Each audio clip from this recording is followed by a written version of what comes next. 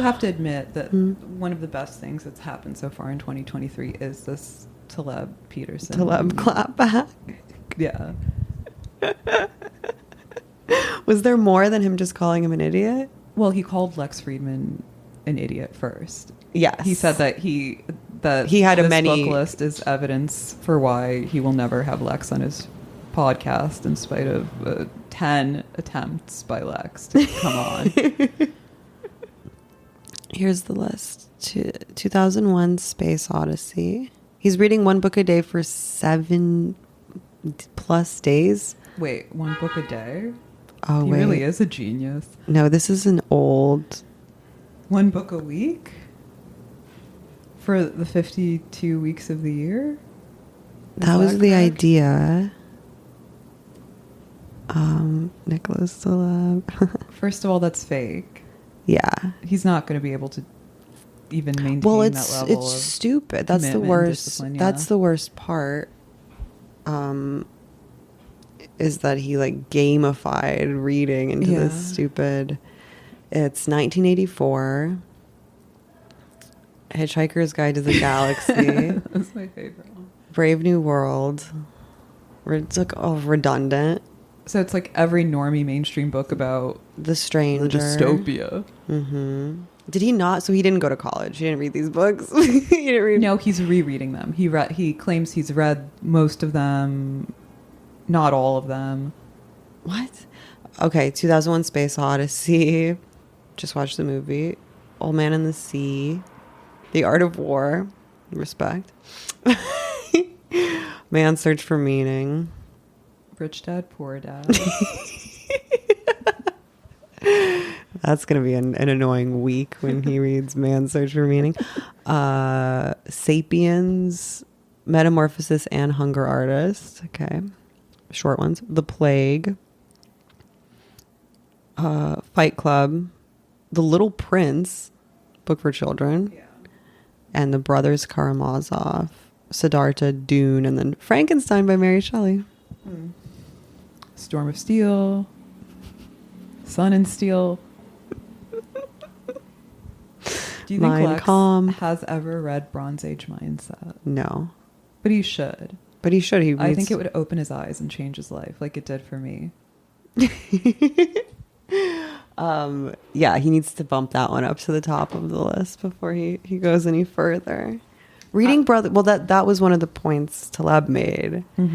Was that anyone who thinks they can like read and digest like the Brothers Karamazov in a week is surely a dunce.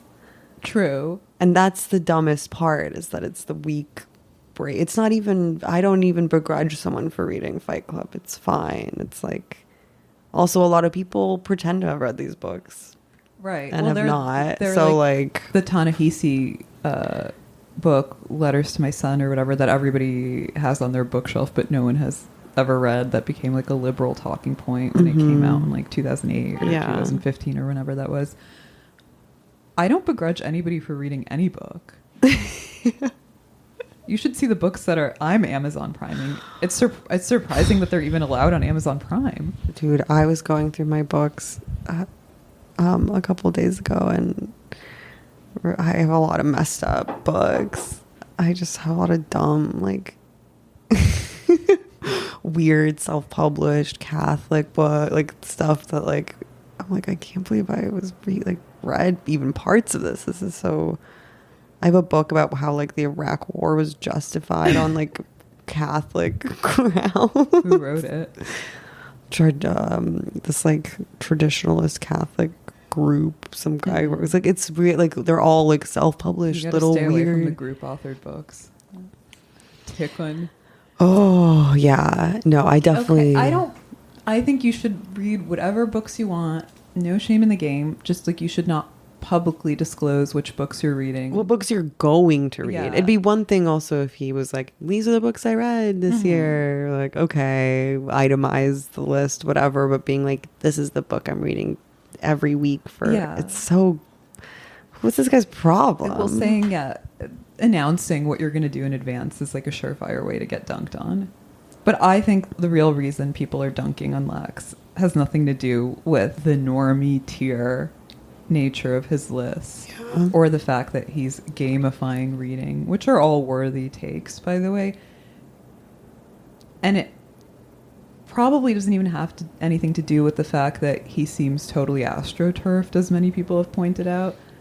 How so?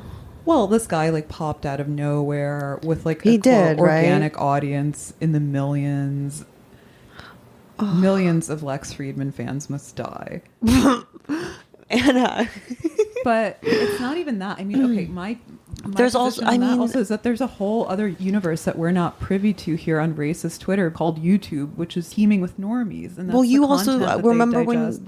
yeah, you also thought Sam Bankman-Fried kind of came out of nowhere, but there's Yeah. people, there's all sorts of stuff we don't know about. These guys are around, and my petty, feeble female brain doesn't like to jump to the conspiracy theory first. Mm-hmm. And I like to search for the more rational and plausible explanation, which is, again, that a lot of normies are digesting this content on YouTube. I'm not saying Lex Fridman is not astroturfed, but I'm saying there's no proof right now that he's astroturfed. I don't think would he's just astroturfed. withhold that To what opinion. end? For Yeah. what, though? What is he, to be like a middling Jewish personality? Yeah. What's the con? What's the long game here with Lex? Well, he's kind of like the apotheosis of the IDW in that he has this very kind of boyish, manlit physiognomy of like a Ben Shapiro or a Sam Harris,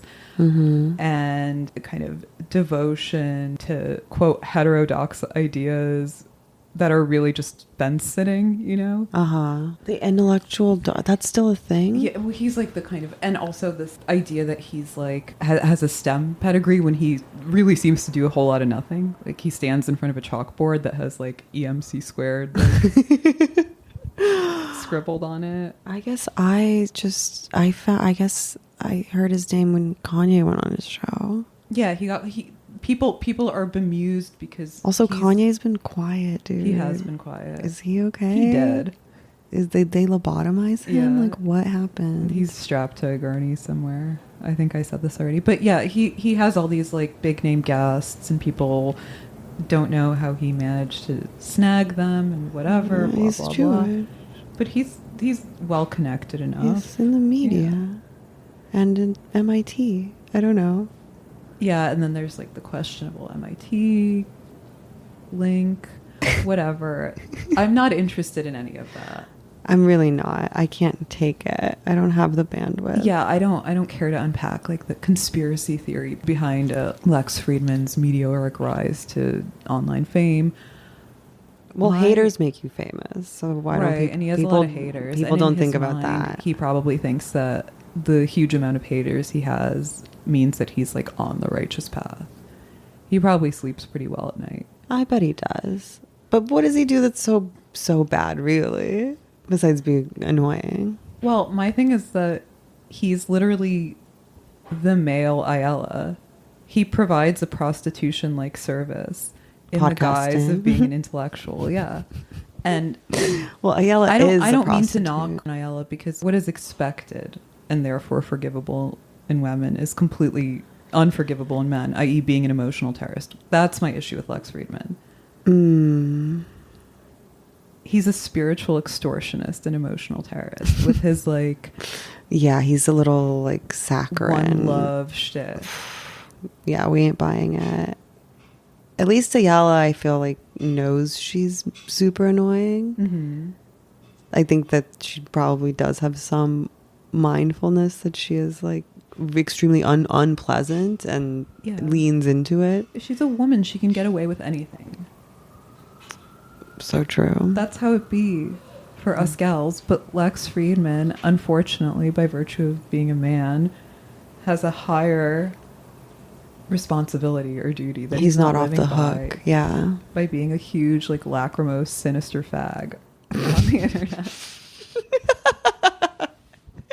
And, people would like him a lot more if he clapped back to the haters. It's true. If he stooped down to our level. Yeah, they would be like, oh, you're like a human being. Would you have him on Red Scare?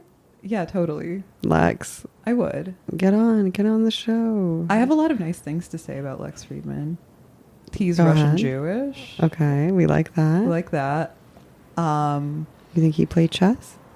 He probably plays chess. I happen to think that he's extremely hot in the face. I'm sorry, he's cute. Dude, you know me, you know. I beat fornicating with Jews. Definitely passable in a 1 for me. No, not even a second thought. I like the suit. I think it's nice he wears a suit to podcast. He's proof that being a short man is not a death sentence, and you can in fact excel and exceed. Yeah. He's not Not 6'4" like all of Mr. us, yeah. Steve Saylor, though. Steve Saylor. Ow!